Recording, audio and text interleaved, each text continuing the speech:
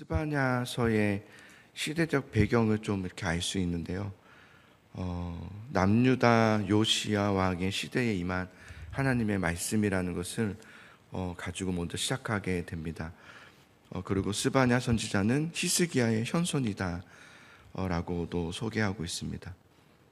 스바냐는 요시야 왕이 종교 개혁을 일으켰을 때에 활동했던 선지자라는 것을 알 수 있는데요.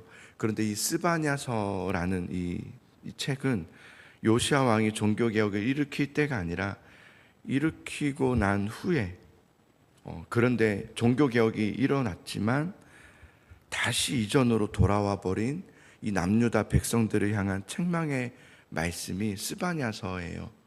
그래서 이 스바냐서는 좀 책망의 말씀, 되게 무겁고 엄중하고 너무 단호한 하나님의 심판의 메시지가 담겨져 있습니다. 2절을 보시면 이렇게 그 소개 이후에 말씀을 시작하세요. 여호와께서 이르시되 내가 땅 위에서 모든 것을 진멸하리라 그래요.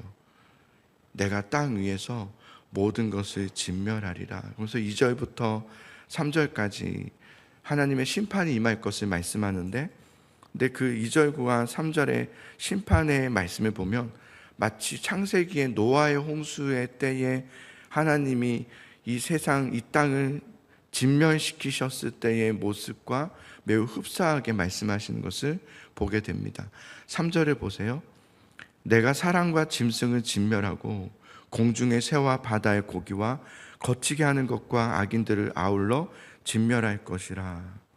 내가 사람을 땅 위에서 멸절하리라. 나 여호와의 말이니라. 그러면서 하나님께서는 너희를 심판하는 날이 온다. 주님이 오시는 그날 이 세상 모든 사람과 동물의 짐승 모든 것을 진멸하게 될 것이다. 마치 노아의 홍수의 때와 같이 진멸할 것이다.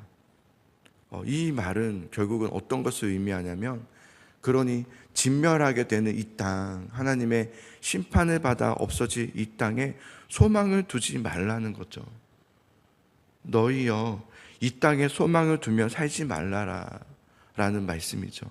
언젠가 사라질 것에 소망을 두며 그 언젠가 사라질 것에 우리가 마음을 빼앗기면서 그것을 더 가지지 못한 것에 대해서 살아가는 것은 어리석은 일이라는 것을 말하는 거죠.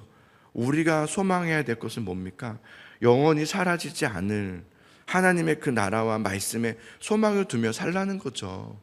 눈에 보이는 것에 현혹되지 말고 보이지 않는 영원한 것을 귀담아 듣고 그것을 소망할 수 있는 믿음의 사람이 되어라 라고 하는 것을 의미를 두고 있는 말씀인 거예요.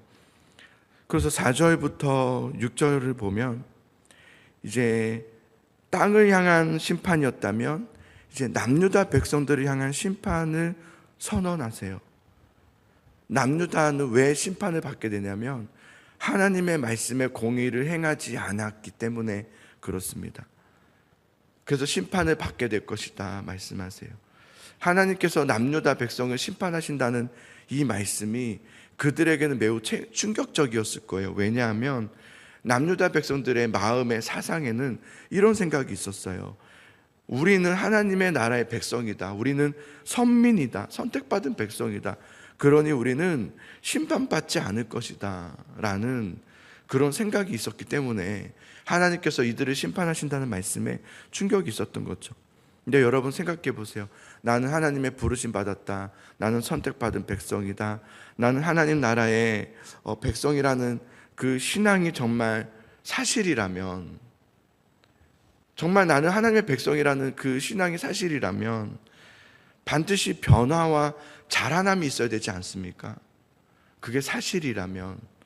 근데 남유다 백성들은 그 신앙은 주장했지만 그들의 예배와 삶은 무너져 있었습니다. 그것이 문제죠. 그래서 4절과 6절을 보시면 바알도 나오고 말감, 1월 성신 그 별, 이런 것들이 등장하게 되는 것을 보게 돼요. 남유다 백성들은 이러한 우상들을요, 이 교회에서는 예배를 드렸다가 나가서는 우상 숭배하고 왔다가 이랬던 것이 아니라 교회 안에 우상 숭배하는 그 우상들을 가지고 들어왔습니다.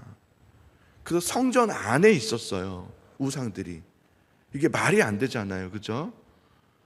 성전 안에 우상들이, 바알, 아세라, 뭐 해와 달들의 신들이 예배당에 있었어요. 예배당에. 그걸 그냥 그대로 가져와서 하나님과 같이 겸하여 예배했던 거예요. 이게 말도 안 되는 일이죠. 요시야 왕이 종교개혁을 한 이유라고 그랬잖아요. 요시야 왕은 종교개혁할 때 말씀을 보면 이방 우상들과 예배했던 그 예배를 없앱니다. 그래서 바알과 오늘 나왔던 뭐 말감, 뭐 아세라, 이런 성신, 그 우상들을 성전 안에 있던 그 우상들을 바깥으로 다 가져와서 바깥으로 다 끄집어내서 불태워서 그 다음 부셔서 빻아서 버렸습니다. 묘지에. 이게 요시야 왕이 했던 종교개혁이었습니다. 이런 것을 다 없애라고 없앴던 것이 종교개혁이었거든요.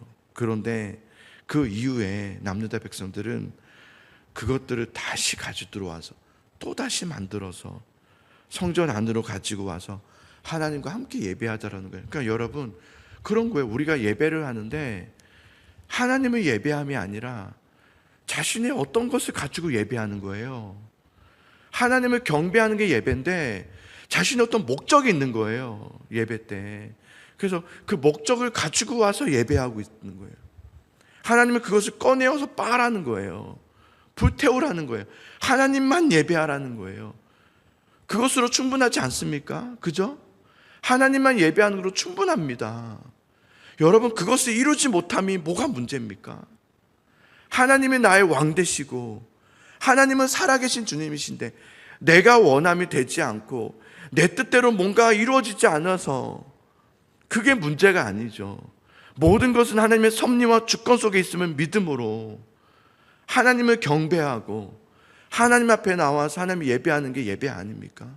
그런데 오늘 어쩌면 많은 성도들이 그렇게 하는지도 모르겠어요. 하나님이라는 이름은 하고 있지만 금송아지를 가지고 와서 뭔가 문제가 있을 때마다 와서 예배하고 뭔가 내가 원함이 있어서 영원하지 않은 썩어질 것을 위해서 자신의 어떤 사상 때문에 자신의 어떤 신념 때문에 가지고 와서 그것도 예배하고 있는 우리의 모습들 아닙니까? 우리 안에 정말 종교개혁이 일어나지 되지 않겠습니까? 우리 안에 하나님만이 나의 전부 되시고 하나님만이 나의 소망 되심을 고백할 수 있는 예배가 돼야 되지 않겠습니까? 그것을 하나님께서는 안타까워하는 마음을 가득 담겨져 있는 것을 보게 돼요. 왜냐하면 여러분, 이런 종교적인 타락은 반드시 사회적 타락으로 이어집니다. 그거는 자연스러운 흐름인 것 같아요. 교회가 무너지면요, 사회가 무너집니다. 신앙이 무너지면 삶이 무너지는 거예요. 그거는 자연스러운 현상입니다. 그래서 7절부터 오늘 마지막 13절까지는 사회적 타락에 대한 심판의 메시지를 전하세요.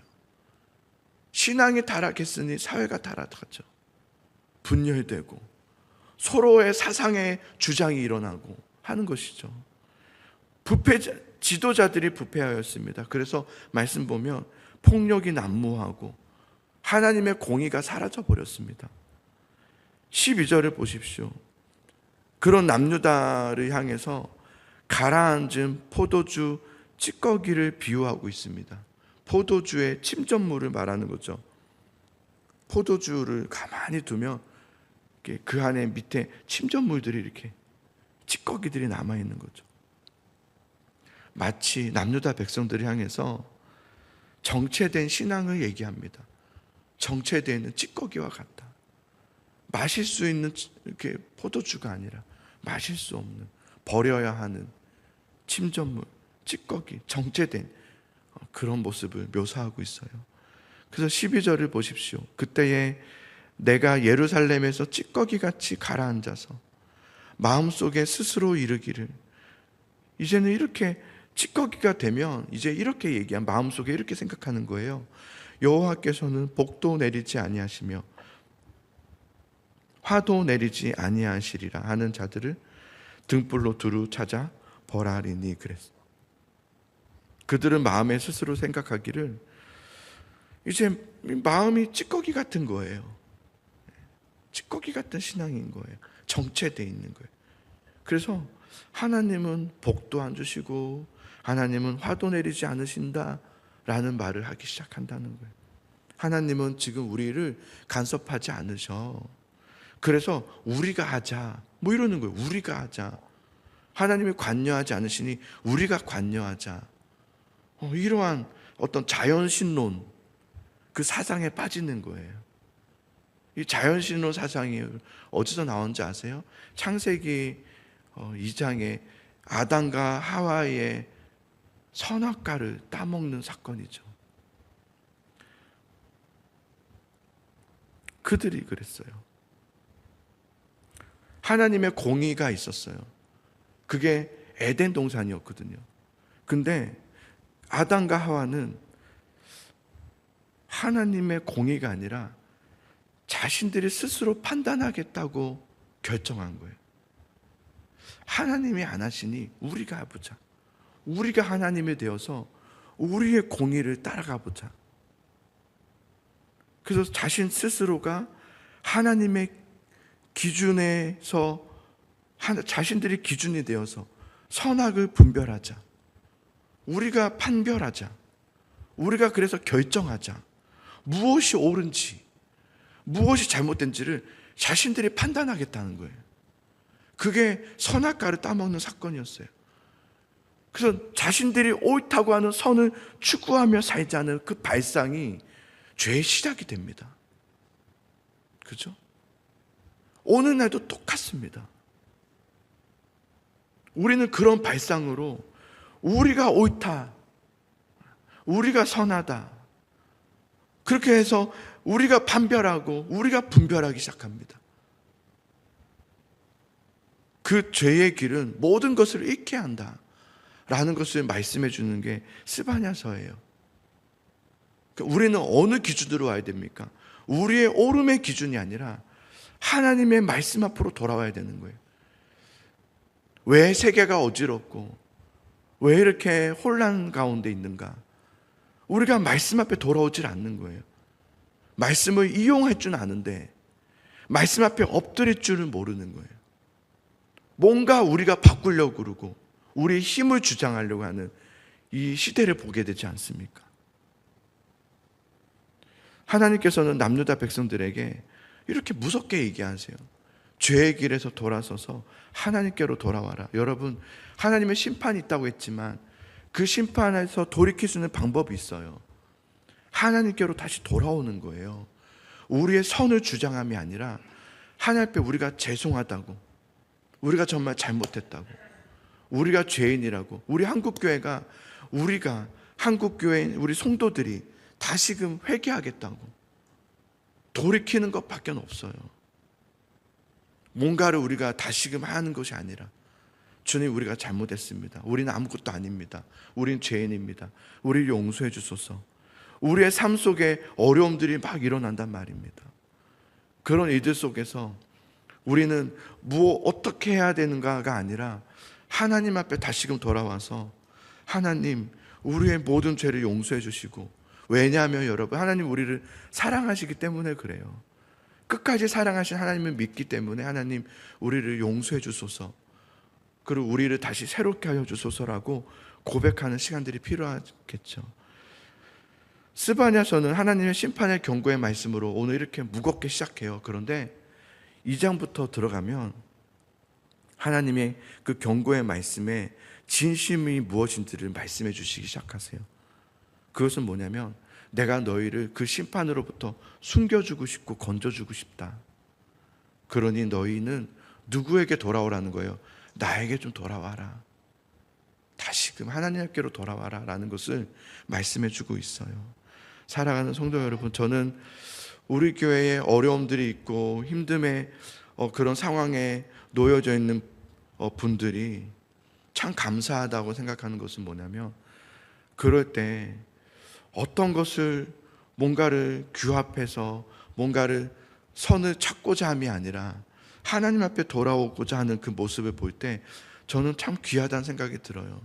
저는 참 귀하다 생각이 들어요. 저도 그랬을 거예요. 저도 만약에 힘든 일이 있고 어려운 일이 있다면 저도 그랬고, 또 저는 또 앞으로도 그럴 거예요. 하나님 앞에 돌아와서 뭔가 여러분에게 뭔가를 막 설명해서 내 편이 되어달라고 얘기하고 편을 만들어서 더 많이 막 뭔가를 주장해서 또 조장해서 사람들을 규합해서 하고자 하지 않았을 거예요.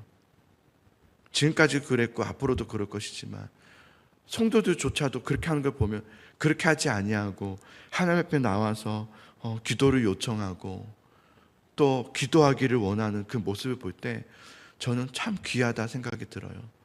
사랑하는 성도 여러분, 우리 그렇게 하는 거예요. 어려움이 있을 때, 힘듦이 있을 때 우리의 소망은 하나님께 있음을 믿습니다라는 마음으로 단지 우리가 우리의 죄가 뭡니까? 막 이럴 것이 아니라 하나님, 우리를 사랑하시는 하나님 앞에 오늘도 기도하고 나아갑니다. 우리는 하나님의 소망이십니다. 하나님, 내가 할 수 있는 이들이 없습니다. 하나님께 맡겨드려오니 도와주소서라고 기도하기 원하고요. 그리고 우리 한국교회를 위해서도 기도해 주십시오.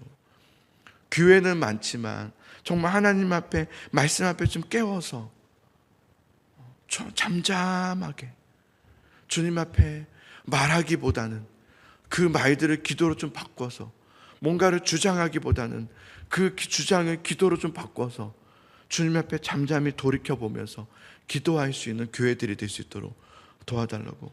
우리 한국교회, 그래서 이 한국이 또 전 세계가 많은 어려움과 전쟁 가운데 또 가뭄 가운데 힘든 가운데 있는데 주여 붙잡아 주소서, 도와주소서라고 우리 기도해 주시기 바라고요.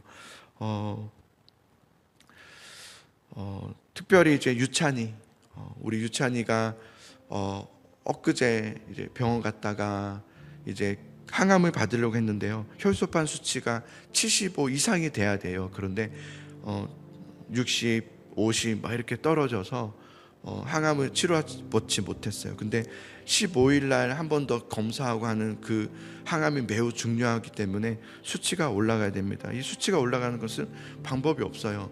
하나님이 도와주셔야 돼요. 그래서 여러분, 우리 유찬이 혈소판 수치가 올라가서 참 몇 년을 고생하고 있잖아요. 하나님 도와주세요. 붙잡아 주세요. 우리 또 조유찬, 그 가정의 믿음의 대가 되는 그 아버지가, 그 조동우 지사님이 그래도 그럴 때마다 기도를 요청하고 또 하나님 앞에 간구하는 모습을 볼 때 참 귀하다 생각이 들어요. 그런 기도가 결코 땅에 떨어지지 아니할 뿐만 아니라 단지 유찬이를 위한 기도가 아니라 그것이 하나님 나라를 위한 기도가 된다는 것도 생각이 들어요. 그래서 때로는 우리에게 고난이 있고 어려움이 있지만 그 안에는 반드시 하나님의 소망과 뜻이 있음을 우리 믿어요. 그러니까 때로는 힘듦이 있습니다. 나라적으로도 힘들 수 있고 또 개인적으로도, 가정적으로, 직장적으로 여러 가지 힘들 수 있어요. 그런데 그 모든 어려움과 고난이 왜 하나님이 나에게 이렇게 하시냐가 아니라 그 안에도 하나님의 뜻이 있지. 우리가 선악을 분별함이 아니에요. 우리가 기준을 가지고 하는 것이 아니라 하나님의 주권이 있음을 믿음으로 하나님 도와주십시오라고 우리 기도하면 좋겠습니다.